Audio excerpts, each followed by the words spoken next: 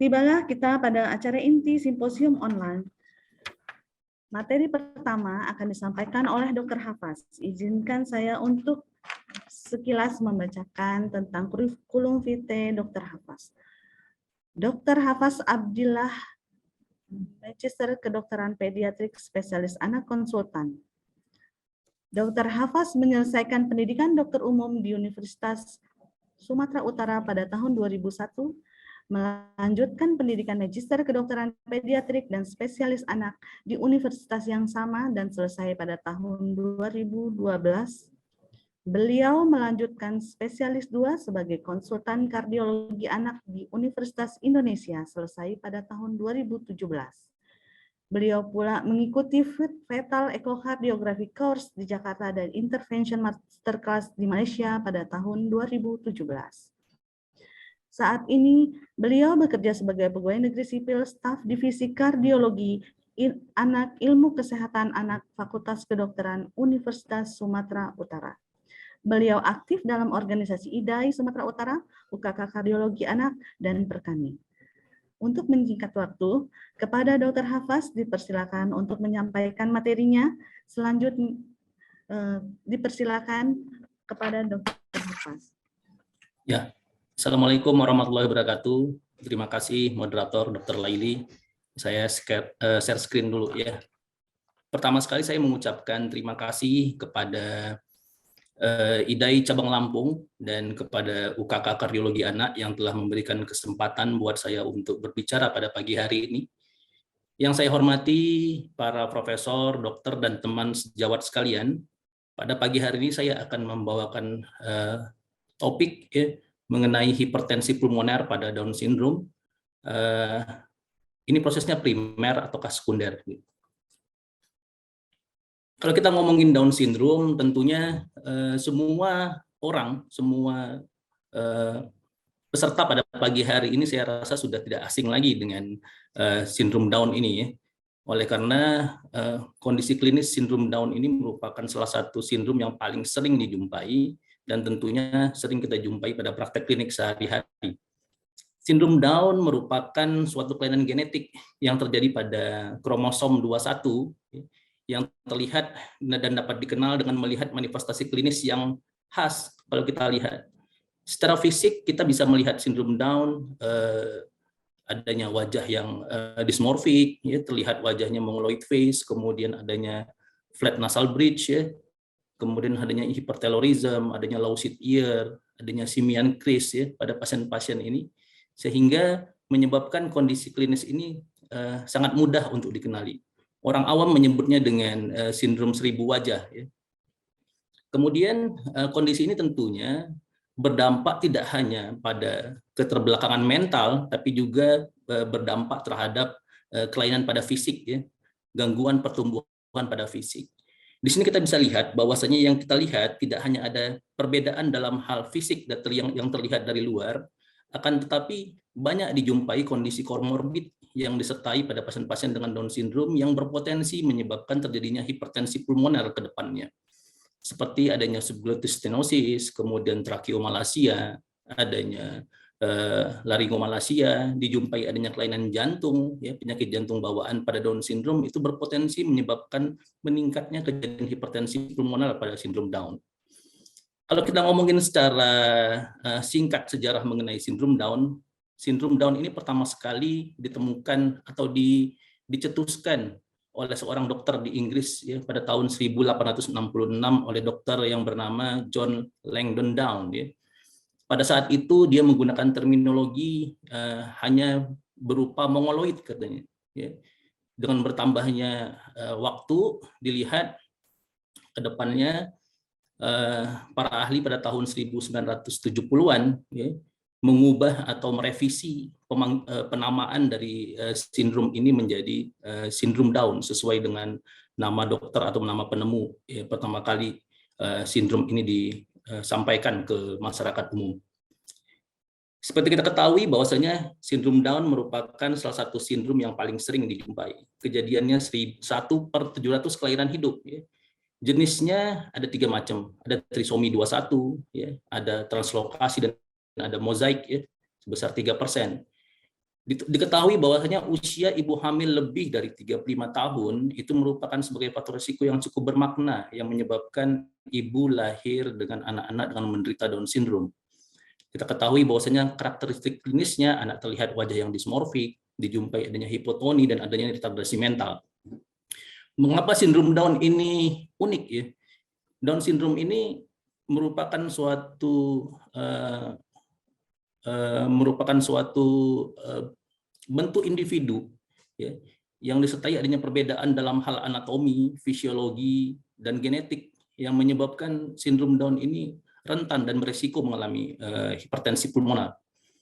Dengan dijumpainya adanya kelainan genetik tersebut, anak-anak dengan Down syndrome biasanya akan disertai dengan adanya perbedaan dalam hal anatomi ataupun baik jantung maupun paru-paru.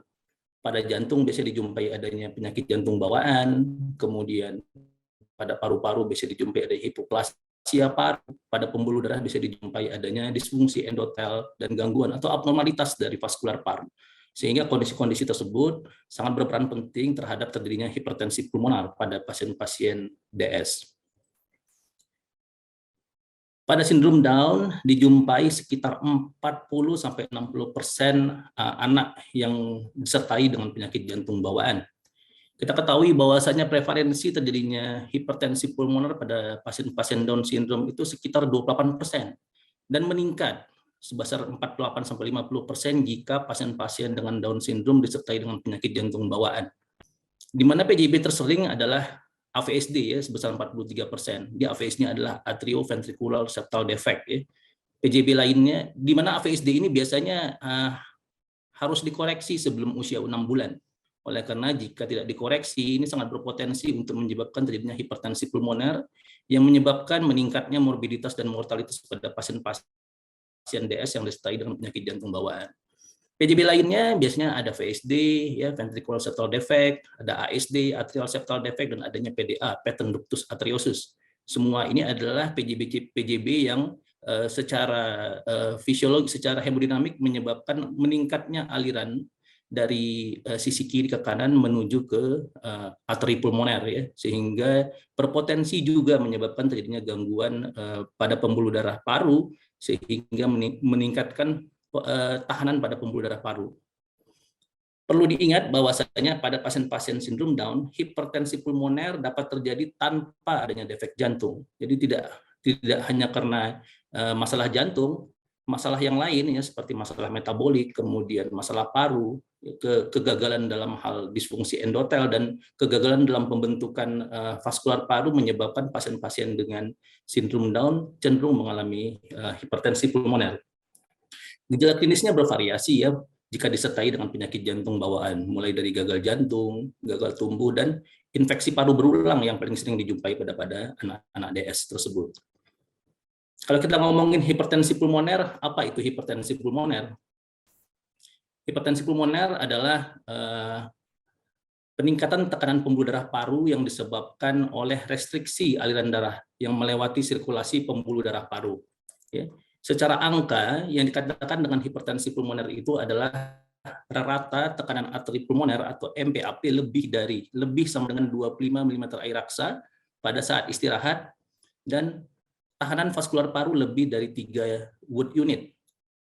Belakangan dilakukan revisi pada tahun 2018 pada acara WSPH di Prancis, di mana rata tekanan arteri pulmoner menjadi lebih dari 20 mm air raksa pada saat istirahat dan PVR lebih besar sama dengan 3 Wood unit.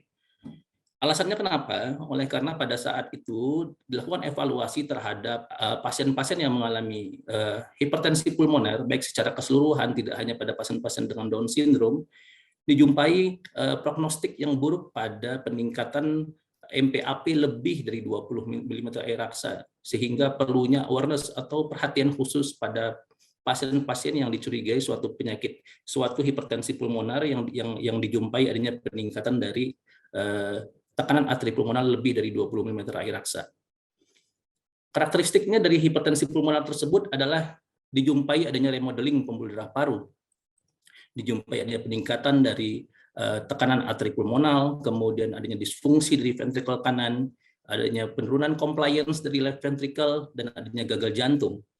Kalau kita lihat ya gambar di layar ini ya, sebagai mekanisme, salah satu mekanisme awal dari terjadinya hipertensi pulmonar pada pasien-pasien hipertensi yang mengalami hipertensi pulmonar adalah terjadinya vasokonstriksi ya. Terjadinya vasokonstriksi dalam upaya meningkatkan pulmonary vascular resistance. Kemudian terjadi remodeling, ya, terjadi remodeling pada pembuluh darah. Jika tidak diatasi faktor etiologinya, maka akan terjadi remodeling pada pembuluh darah arteri yang diawali dengan terjadinya fibrosis pada tunika intima, kemudian terjadinya hiperplasia pada tunika media dan penebalan pada tunika adventsia, sehingga menyebabkan terjadinya penyempitan pada lumen pembuluh darah, terutama pada pembuluh darah paru, sehingga menyebabkan terjadinya hipertensi pulmoner.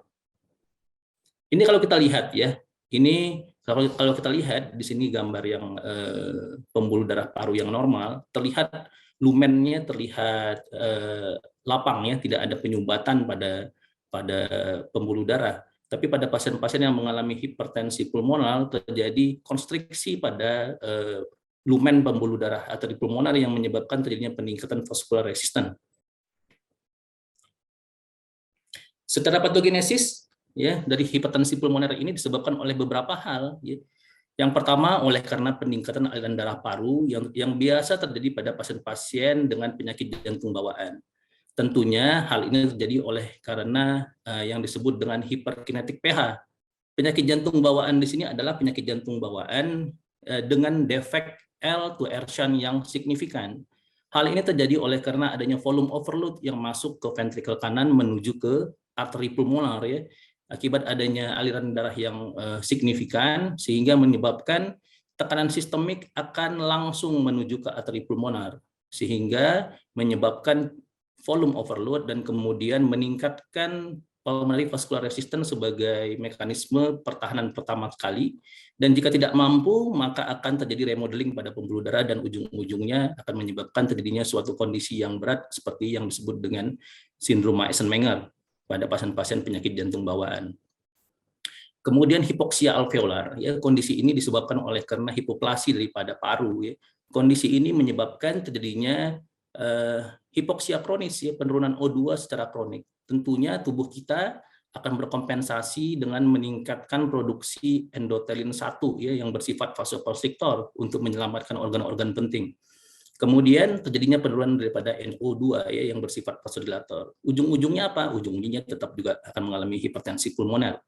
Kemudian peningkatan tekanan vena pulmoner.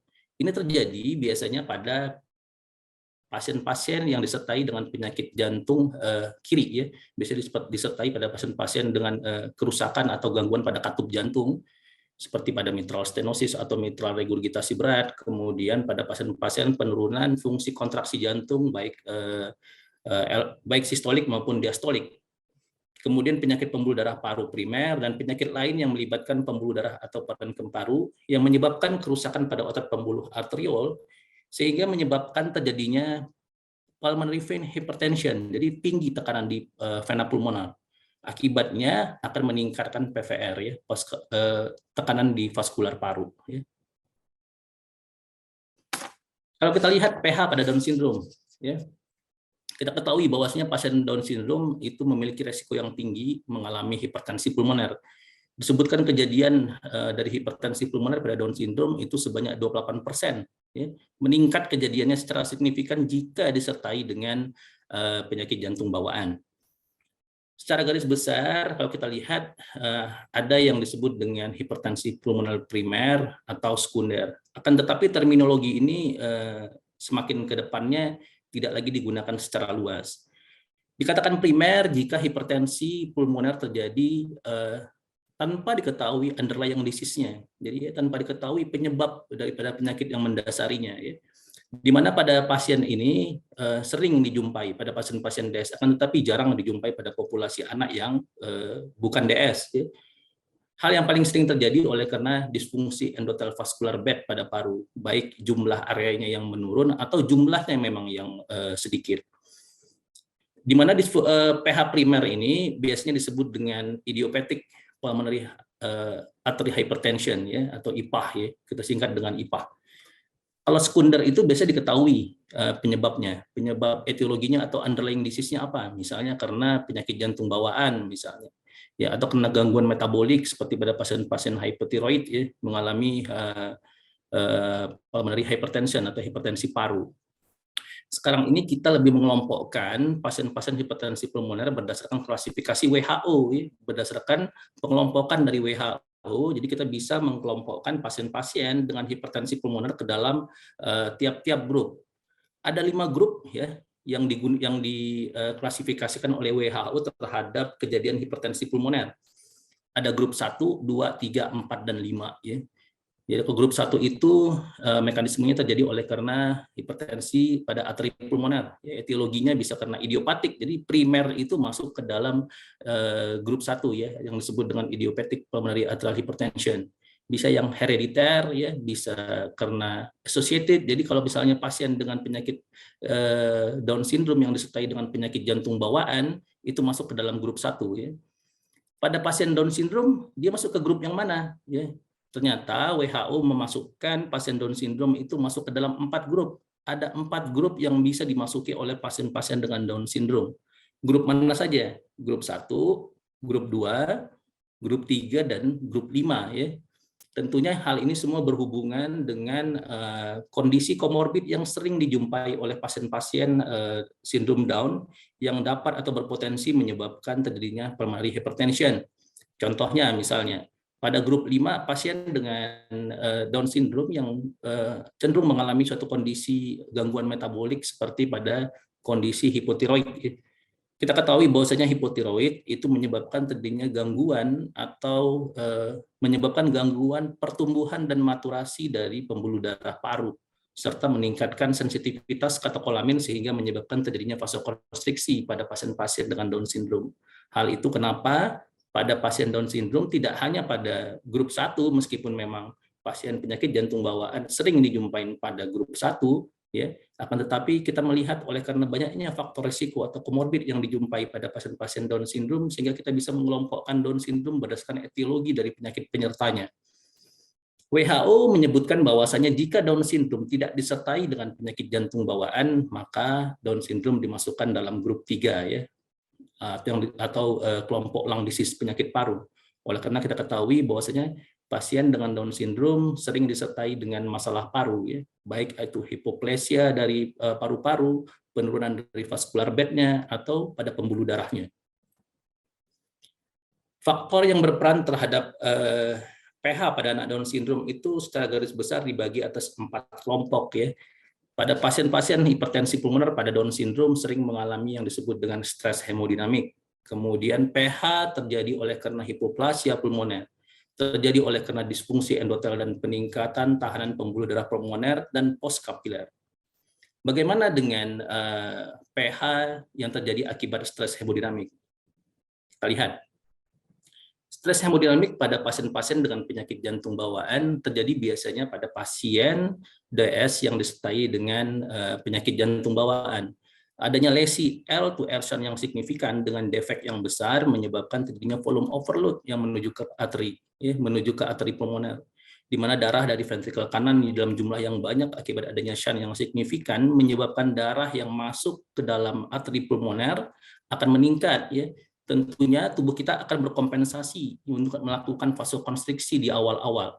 Akan tetapi jika kita telat melakukan tata laksana pada pasien ini atau telat mendiagnosa pasien Down syndrome yang disertai dengan penyakit jantung bawaan, lama-kelamaan maka akan terjadi proses perubahan pada fungsi endotel. Ya.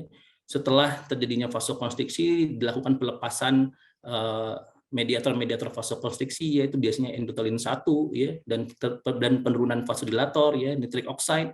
Kemudian jika semakin lama tidak dikoreksi akan terjadi hipertrofi dan hiperplasi daripada sel vaskular paru, dan tentunya terjadi perubahan pada matriks ekstraseluler. Lama kelamaan peningkatan dan tekanan arteri pulmoner itu akan meningkat dan tentunya akan terjadi remodeling ya pada pasien-pasien penyakit jantung bawaan pada Down syndrome yang tidak dikoreksi sesuai dengan usia emasnya. Hal ini menyebabkan terjadinya suatu kondisi yang disebut dengan sindrom Eisenmenger, ya, merupakan suatu hipertensi pulmoner yang sifatnya irreversible. Kemudian selain stres hemodinamik, terjadi suatu kondisi yang disebut dengan hipoplasia pulmoner ya, dan gangguan paru yang abnormal. Kita ketahui bahwasanya pada pasien-pasien Down syndrome ternyata dijumpai adanya peningkatan aliran relatif ya pada pembuluh darah paru. Hal ini tentunya menyebabkan terjadinya kongestif pembuluh darah alveoli. Jika terjadi kongestif pembuluh darah alveoli, maka akan terjadi mekanisme vasokonstriksi pada pembuluh darah alveoli. Hal ini menyebabkan terjadinya kondisi hipoksia ya pada pasien-pasien yang mengalami peningkatan aliran darah ke paru. Kemudian selain itu terjadi penurunan area permukaan dari vascular bed pasien-pasien dengan sindrom Down. Hal ini terjadi oleh karena pada pasien sindrom Down sering dijumpai adanya hipoplasia pulmoner. Jadi tidak berkembangnya paru akibat dari hipoplasia pulmoner, akibat adanya ekspresi gen tertentu akan menyebabkan terjadinya permukaan vascular bed yang menurun. Kemudian dijumpai adanya gagal perkembangan mikrovaskular dan alveoli, di mana ekspresi gen antioagenik seperti endostatin, calcineurin 1 pada pasien-pasien Down syndrome yang lebih banyak pada populasi normal. Beberapa jurnal menyebutkan 1,5 sampai 2 kali lebih banyak dibandingkan populasi normal. Kondisi ini menyebabkan terjadinya vasokonstriksi pada pembuluh darah dan kegagalan paru dalam membentuk anatomi dan fisiologi paru yang normal, sehingga menyebabkan terjadinya hipertensi pulmoner. Kemudian terjadi disfungsi endotel ya. Kita ketahui bahwasanya akibat dari kelainan genetik pada pasien-pasien Down syndrome menyebabkan terjadinya disfungsi endotel pada pembuluh darah paru. Selain disfungsi endotel, juga dijumpai adanya gangguan pembentukan daripada vaskular pulmoner ya. Disfungsi endotel ini terjadi oleh karena adanya produksi endotelin 1 yang banyak, di mana kita ketahui bahwasanya endotelin 1 ini menyebabkan terjadinya vasokonstriksi pembuluh darah. Kemudian selain itu ada peningkatan produksi dari dimetilarginin ya. Dimetilarginin ini merupakan suatu senyawa yang berfungsi sebagai inhibitor sintesis NO, nitric oxide. Jadi jika dimetilarginin ini jumlahnya banyak, maka produksi NO akan menurun. Ya, jika produksi NO menurun, kita ketahui bahwasanya NO bekerja sebagai vasodilator, menyebabkan paru akan mengalami vasokonstriksi. Imbalance atau ketidakseimbangan antara vasoaktif eikosinawid juga menyebabkan terjadinya vasokonstriksi pembuluh darah pada pasien-pasien sindrom Down, yang ujung-ujungnya akan menyebabkan terjadinya hipoksia alveolar pada pasien-pasien sindrom Down. Adanya upregulasi daripada gen pro-inflamatori ya, ini merupakan gen yang berperan terhadap fungsi endotel. Jadi jika regulasi daripada gen pro-inflamatori ini meningkat, maka akan terjadi suatu proses remodeling pada arteri pulmoner ya. Akibatnya secara kimiawi akan terjadi penurunan daripada produksi NO dan peningkatan dari produksi endotelin 1, sehingga menyebabkan terjadinya remodeling vasokonstriksi pada pembuluh darah pulmoner. Ujung-ujungnya menyebabkan terjadinya hipertensi pulmoner. Kemudian peningkatan tahanan vaskular paru dan postkapiler. Ya. Jadi selain adanya komorbid lain ya pada pasien-pasien dengan Down syndrome, selain dijumpai adanya penyakit jantung bawaan dan dijumpai adanya masalah pada pembentukan anatomi dan fisiologi jantung paru, dijumpai kondisi-kondisi lain yang menyertai atau memperberat kondisi hipertensi pulmoner pada pasien Down syndrome, seperti kondisi yang disebut dengan obstructive sleep apnea. Ini dijumpai cukup banyak pada pasien-pasien Down syndrome, sekitar 45 sampai dengan 79%. Hal ini terjadi oleh karena secara anatomi pasien-pasien Down syndrome itu memiliki leher yang pendek, kemudian orofaring yang sempit, lidah yang besar biasanya, sekresi yang berlebihan sehingga menyebabkan terjadinya obstructive sleep apnea. Kondisi ini ujung-ujungnya menyebabkan terjadinya hipoksia pada pasien-pasien Down syndrome yang menyebabkan terjadinya hipertensi pulmoner. Adanya aspirasi kronik berupa kelainan metabolik seperti adanya gastroesophageal reflux pada pasien-pasien Down syndrome, penyakit paru kronik seperti asma, dan tentunya ada pneumonia rekuren pada pasien-pasien dengan Down syndrome.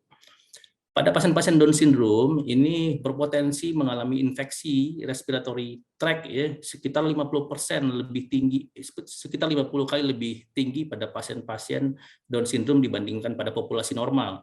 Kemudian dijumpai adanya bronkopneumonia yang kita ketahui memiliki morbiditas dan mortalitas yang cukup tinggi, baik pada semua populasi. Pada Down syndrome dijumpai resiko sebesar 150 kali lebih besar dibandingkan populasi yang normal. Tentunya hal ini menyebabkan terjadinya hipertensi pulmoner dan meningkatkan morbiditas dan mortalitas. Terjadinya infeksi atau pneumonia recurrent pada pasien-pasien Down syndrome tentunya berhubungan dengan banyak hal, di antaranya adalah paparan lingkungan, kemudian disertai dengan adanya penyakit jantung bawaan yang menyertai, kemudian adanya pergerakan yang kurang pada pasien Down syndrome, serta adanya abnormalitas daripada vaskular pembuluh darah paru pada Down syndrome. Kemudian ada buktinya kegagalan dalam hal sistem imun pada pasien-pasien Down syndrome menyebabkan pasien Down syndrome lebih cenderung mengalami infeksi paru. Ya.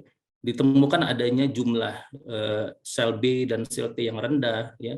Kemudian kegagalan respon fagosit dan kemotaktik ya pada pasien-pasien Down syndrome, serta dijumpai ada jumlah limfosit T yang rendah disertai dengan CD4 yang rendah menjadi sebagai salah satu faktor resiko penyebab terjadinya pasien Down syndrome sering mengalami infeksi paru. Kondisi-kondisi tersebut menyebabkan terjadinya kondisi yang disebut dengan hipoksik pulmonary vasokonstriksi. Jadi kondisi tersebut menyebabkan terjadinya vasokonstriksi pembuluh darah ya, secara global pada semua pembuluh darah paru. Ya. Ujung-ujungnya akan menyebabkan terjadinya peninggian tahanan vaskular paru ya, dan kemudian adanya stenosis pada vena pulmonal. Hal ini menyebabkan terjadinya perubahan pada arteri pulmoner dan ventrikel kanan sehingga menyebabkan terjadinya hipertensi pulmoner. Ini faktor resiko pH pada sindrom Down. Ya. Selain faktor komorbid, ya, faktor anatomi, ternyata juga ada faktor genetik. Seperti tadi saya bilang, bahwasanya perkembangan paru yang abnormal dipengaruhi oleh suatu faktor genetik yang mempengaruhi angiogenesis daripada pembuluh darah. Jika faktor genetik ini muncul pada pasien-pasien Down syndrome, ini menyebabkan terjadinya gangguan atau kegagalan dalam perkembangan paru yang normal. Kemudian adanya overekspresi dari pro-inflamatori, ya, seperti ada interferon alfa, IFNAR2, ini menyebabkan terjadinya disfungsi endotel yang nyata pada pasien-pasien dengan Down syndrome. Selain faktor genetik, juga ada faktor komorbid, ya, adanya gangguan secara anatomi ya, yang dijumpai pada pasien-pasien dengan Down syndrome. Contohnya seperti penyakit jantung bawaan. Penyakit jantung bawaan ini dijumpai sekitar 40 sampai dengan 75% pada pasien-pasien dengan Down syndrome dan sangat bermakna meningkatkan kejadian pH pada pasien dengan Down syndrome. Kita lihat di sini ada VSD, ada ASD, VSD dan PDA ya. Kemudian di luar jantung ada faktor dari yang lain seperti kelainan pada paru ya, ada hipoplasia pulmoner yang kejadiannya cukup tinggi, ada kejadian obstruktif sleep apnea, ada pneumonia yang berulang, ada aspirasi, ada penyakit paru kronik, ada tracheobronchomasia. Ini semua menyebabkan terjadinya resiko peningkatan hipertensi pulmoner. Ada gangguan metabolik berupa hipotiroid ya, juga dapat menyebabkan terjadinya hipertensi pulmoner ya. Kita ketahui bahwasanya hipotiroid tadi ya, hipotiroid itu menyebabkan terjadinya gangguan maturasi daripada pembuluh darah dan pertumbuhan pembuluh darah dan menyebabkan peningkatan sensitivitas terhadap katekolamin sehingga menyebabkan pembuluh darah akan mengalami vasokonstriksi pada pasien-pasien yang mengalami hipotiroid, terutama pada pasien Down syndrome yang kita ketahui bahwasanya fungsi endotel dan pembuluh darah dari Down syndrome itu memang sudah berbeda dengan populasi normal. Secara anamnesis dan pemeriksaan fisik, kita bisa lihat bahwasanya anak-anak yang mengalami hipertensi pulmoner dapat dijumpai klinis atau keluhan berupa mudah lelah saat beraktivitas, dijumpai daya sesak nafas, dijumpai ada infeksi paru berulang, gagal tumbuh, dijumpai adanya riwayat pingsan dan rewel.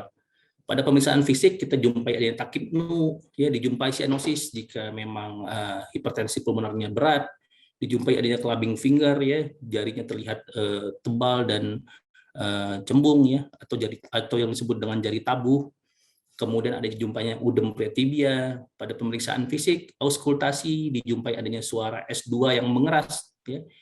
Dijumpai adanya bising jantung jika memang hipertensi pulmoner tersebut disebabkan oleh karena adanya penyakit jantung bawaan. Ini merupakan registri ya, penelitian di luar negeri menunjukkan bahwasanya gejala pada Down syndrome, pada pasien-pasien yang mengalami hipertensi pulmonar itu paling banyak itu adalah sesak nafas pada saat melakukan aktivitas ya.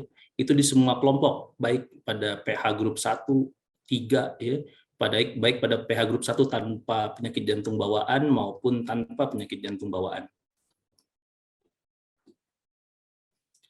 Kalau kita lihat stratifikasi klinis ya berdasarkan WHO, kita dapat menentukan functional class dari pasien-pasien yang mengalami hipertensi pulmonar. Kalau kita lihat di sini hampir mirip-mirip dengan functional class pada pasien gagal jantung ya berdasarkan kriteria NIHA.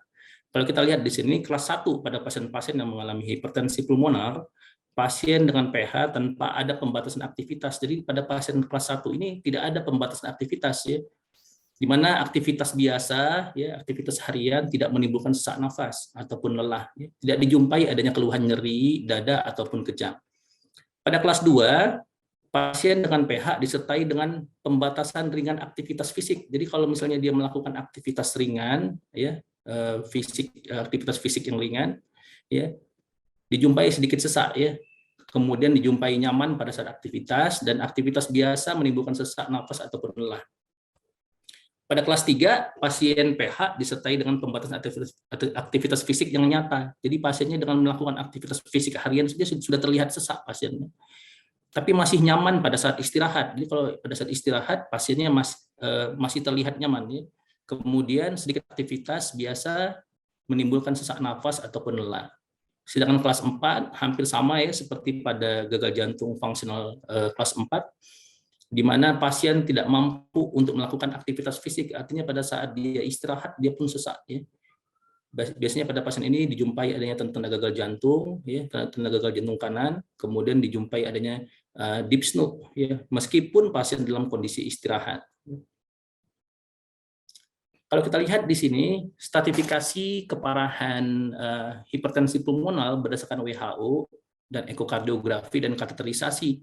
Jadi secara klinis kita bisa mengevaluasi derajat keparahan dari hipertensi pulmoner itu sendiri. Ya. Kita bisa lihat bahwasanya derajat yang dikatakan pH derajat ringan itu jika klasifikasi WHO-nya berada di antara fungsional kelas 1 dan 2. Ya. Secara ekokardiografi kita bisa jumpai right ventricle yang hipertrofi ringan ya, sampai normal. Kemudian septumnya, biasanya septum interventrikelnya masih rata. Ya.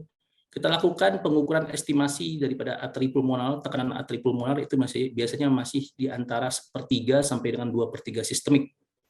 Pada pemeriksaan kateterisasi jantung, ya, dijumpai rata tekanan arteri pulmonar itu antara 1/3 sampai kurang dari 2/3 sistemik.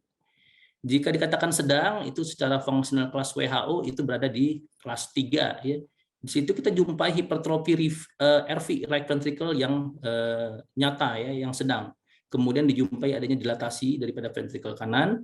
Biasanya septum masih bisa dijumpai rata atau justru biasanya menonjol ke sisi LV, ke sisi ventricle kiri. Ya. Di mana estimasi dari tekanan arteri pulmonar itu biasanya antara 2/3 sampai dengan sama dengan sistemik. Pada pemeriksaan kateterisasi jantung, kita jumpai tekanan arteri pulmonar itu 2/3 sampai kurang dari sistemik. Jadi masih kurang dari sistemik. Tapi kalau yang berat secara fungsional kelas WHO akan dijumpai klinis pada kelas 4 ya. Dijumpai hipertrofi RV yang besar, kemudian dijumpai ada dilatasi RV, kemudian septum septum interventricle biasanya menonjol, sedang berat menuju ke left ventricle, jadi terjadi bowing ya, penonjolan pada septum ventricle kanan menuju ke ventricle kiri. Di mana estimasi PAP, tekanan arteri pulmonar itu sama dengan sistemik atau justru lebih tinggi dari sistemik. Begitu juga dari pemeriksaan hasil kateterisasi jantung. Ya. Jadi dijumpai rata PAP-nya sama dengan sistemik atau justru lebih tinggi dari sistemik. Kalau kita mengevaluasi suatu hipertensi pulmonar, tentunya kita dalam menegakkan suatu hipertensi pulmonar perlu melakukan beberapa tes diagnostik. Ya. Beberapa tes diagnostik yang perlu dilakukan bisa dari paling sederhana sampai yang paling sifatnya invasif. Yang paling sederhana kita bisa lakukan pemeriksaan fotoronsen, ya. Kemudian diikuti dengan pemeriksaan elektrokardiografi, Ya, rasanya pemeriksaan 2 ini pemeriksaan yang mudah dan murah dan gampang dilakukan pada fasilitas kesehatan ya. Kemudian jika memungkinkan, jika ada dilakukan tindakan ekokardiografi untuk mengevaluasi struktur jantung dan mengevaluasi tekanan-tekanan estimasi terhadap tekanan arteri pulmonal. Kemudian sebagai gold standard kita melakukan kateterisasi jantung kanan dan jantung kiri. Tujuan kateterisasi dari jantung kanan dan kiri adalah untuk melihat anatomi ya, dan defek jantung. Kita melihat anatomi, melihat chamber atau ruang jantung, yaitu atriumnya bagaimana, ventrikelnya bagaimana, kemudian melihat ada tidaknya defek jantung pada pasien-pasien Down syndrome, ya, untuk melihat hubungan antara ventrikel dengan pembuluh darah besar. Ya. Kemudian selain itu kita juga menilai hemodinamik dari pasien-pasien yang dilakukan kateterisasi. Hal yang dievaluasi adalah dengan mengukur tekanan arteri pulmonal. Ya. Pengukuran ini dilakukan secara langsung dengan meletakkan kateter pada arteri pulmonal. Kemudian kita mengevaluasi flow ratio. Ya. Flow ratio ini merupakan perbandingan aliran darah paru dengan aliran darah sistemik. Jadi dikatakan normal jika dikatakan normal lebih dari 2. Ya. Kemudian PVR, ya, kita mengevaluasi pulmonary vascular resistance. Ya. Ini normalnya kurang dari 2 Wood unit. Ya. Kemudian kita juga mengevaluasi tekanan pada ventrikel kanan, ini dengan langsung mengukur dengan meletakkan kateter pada ventrikel kanan. Kemudian kita melakukan oksigen test atau uji vasoreaktif dengan menggunakan oksigen 100% selama 10 menit. Ini kita mengevaluasi kemungkinan kondisi derajat keberatan dari suatu hipertensi pulmoner dan reversible atau irreversible suatu hipertensi pulmoner yang berhubungan dengan rencana tindakan operasi atau koreksi pada pasien-pasien yang disertai dengan penyakit jantung bawaan biasanya. Pada pemeriksaan sederhana pertama, kita akan melakukan pemeriksaan fotoronsen. Ya. Apa yang dievaluasi dari pemeriksaan fotoronsen? Kita bisa lihat gambar di sini. Pada fotoronsen yang di sebelah kiri ini terlihat normal. Pada pasien yang mengalami hipertensi pulmoner yang berat, biasanya akan dijumpai konus pulmoner yang prominent atau menonjol. Ya. Jadi dijumpai adanya konus yang menonjol sebagai bukti tingginya tahanan pada vaskular paru, ya, akibat adanya hipertensi pulmoner pada pasien-pasien yang mengalami pada pasien-pasien DS yang mengalami hipertensi pulmoner. Selain adanya konus pulmoner yang prominent, akan dijumpai adanya proksimal daripada arteri pulmoner yang membesar. Ya. Tentunya corakan perifer juga akan terlihat pruning. Kalau kita lihat pada pasien-pasien yang mengalami hipertensi pulmoner yang masih stage awal, biasanya vaskular paru. Corakan vaskular paru itu masih terlihat meningkat. Ya. Jadi ada dijumpai corakan vaskular paru yang meningkat, disebut dengan pletora lung. Ya, biasa dijumpai pada pasien-pasien yang disertai dengan penyakit jantung bawaan.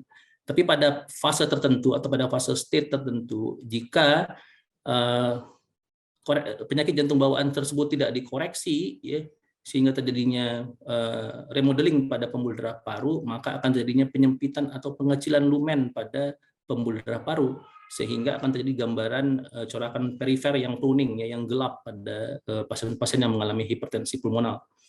Kemudian akan dijumpai kardiomegali, ya, yang paling khas akan dijumpai pembesaran jantung kanan, baik right atrium hypertrophy maupun right ventricle hypertrophy.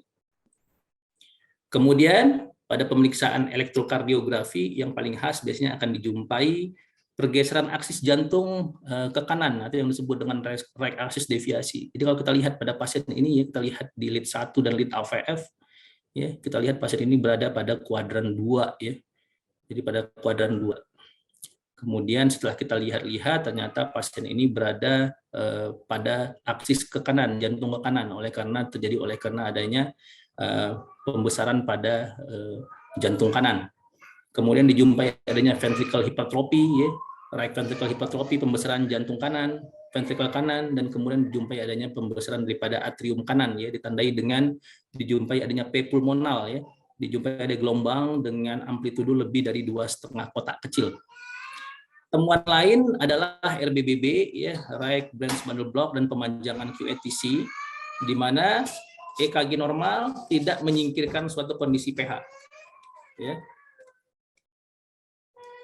Pada pemeriksaan ekokardiografi, tentunya kita mengevaluasi bentuk struktur dari jantung dan juga mengevaluasi kemungkinan-kemungkinan anatomi pada jantung. Kita mengevaluasi struktur jantung secara keseluruhan dan melihat apakah kemungkinan adanya suatu penyakit jantung bawaan yang menyertai pasien-pasien dengan Down syndrome. Yang kita lihat selain ukuran masing-masing chamber, kita juga melihat besar defek jika ada, ya. Kemudian melihat septum interventricle, ya. Pada pasien-pasien yang mengalami hipertensi pulmoner awal akan jumpai septum interventricle yang datar, ya, yang flat, ya. Jika kondisinya semakin berat, maka akan terjadi bowing atau penonjolan pada septum ventricle dari sisi RV menuju sisi LV, sisi kanan ke sisi kiri. Kemudian dijumpai adanya dilatasi atau hipertrofi pada ventricle kanan.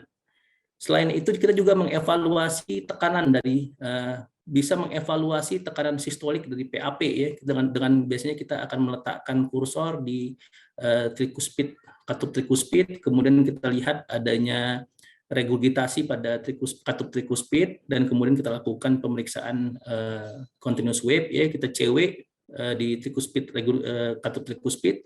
Tujuannya adalah untuk melihat pressure gradient, ya, perbedaan pressure gradient antara atrium kanan dengan ventricle kanan.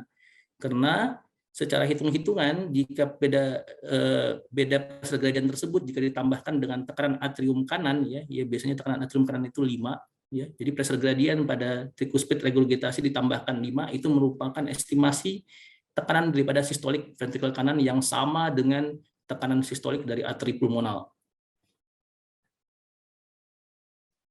Ini merupakan panduan screening anak dengan Down syndrome, ya, baik yang PH ataupun yang beresiko menjadi PH. Jadi kita dianjurkan oleh AAP untuk melakukan pemeriksaan ekokardiografi pada pasien Down syndrome pada awal atau pada 1 bulan pertama kehidupan. Ya. Tujuannya adalah untuk men-screening, kemudian mencegah terjadinya peningkatan morbiditas dan mortalitas akibat PH pasien Down syndrome. Jika memang terjadi PH, maka perlu dilakukan terapi, ya, yang nantinya akan dibahas lebih lanjut oleh Dr. Trianti. Dan jika terjadi PH, kita harus lihat jika pH-nya perbaikan, pasien-pasien tersebut harus dilakukan ekokardiografi 1 tahun sekali, ya, minimal 1 tahun sekali. Tapi jika tidak terjadi perbaikan, maka pemeriksaan ekokardiografi sebagai pemeriksaan evaluasi, ya, evaluasi yang mudah dan gampang dilakukan, itu dapat dilakukan sesuai dengan kebutuhan dari dokter yang melakukan pemeriksaan tersebut. Selain ekokardiogram, kita juga dapat melakukan pemeriksaan seperti sleep study, ya, kemudian pemeriksaan chest CT pada pasien-pasien Down syndrome, kemudian mengevaluasi metabolik berupa kadar tiroid, ya, bertujuan untuk men-screening kemungkinan lain di luar jantung dan paru akibat dari yang mengakibatkan terjadinya hipertensi pulmoner pada pasien-pasien Down syndrome. Kemudian selain itu, yang kita ketahui bahwasanya beberapa kondisi yang terjadi pada pasien-pasien Down syndrome seperti penyakit jantung bawaan, kemudian obstructive sleep apnea, adanya hipoplasia paru, hipoksia, adanya recurrent infeksi, tentunya kita sebagai dokter harus bekerja sama dengan masing-masing dokter atau konsultan yang berkompeten di bidangnya. Ya.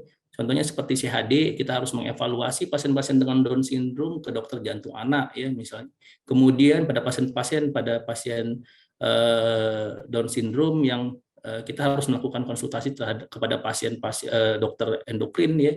Oleh karena kita ketahui bahwasanya kemungkinan terjadinya hipotiroid pada pasien-pasien Down syndrome, kemudian mengevaluasi kepada dokter konsultan paru anak untuk mengevaluasi kemungkinan-kemungkinan terhadap kejadian-kejadian yang terjadi sebagai komorbid pada pasien-pasien dengan Down syndrome yang rentan mengalami hipertensi pulmoner. Jadi take home message-nya adalah bahwasanya anak DS itu merupakan kondisi yang unik, ya. Adanya perbedaan pada anatomi, fisiologi, dan genetik pada populasi normal dibandingkan dengan populasi Down syndrome menyebabkan pasien DS ini sering mengalami PH. PJB menjadi salah satu komorbid terbanyak terjadinya PH pada pasien Down syndrome. Kita ketahui bahwasanya kejadian PH pada Down syndrome itu meningkat dari 28% menjadi 50%, ya, 48 sampai 50% jika Down syndrome tersebut disertai dengan penyakit jantung bawaan. Akan tetapi kita harus tahu bahwasanya ada faktor lain selain PJB seperti hipoplasia paru, disfungsi endotel, adanya obstruktif sleep apnea ya, yang menjadi pencetus terjadinya PH pada pasien-pasien dengan Down syndrome. Tentunya screening terhadap faktor risiko PH pada DS itu perlu dilakukan. Tentu tujuannya adalah untuk menegakkan diagnosis yang lebih awal untuk mencegah morbiditas dan mortalitas. Terima kasih. Saya kembalikan kepada moderator, Dr. Lili.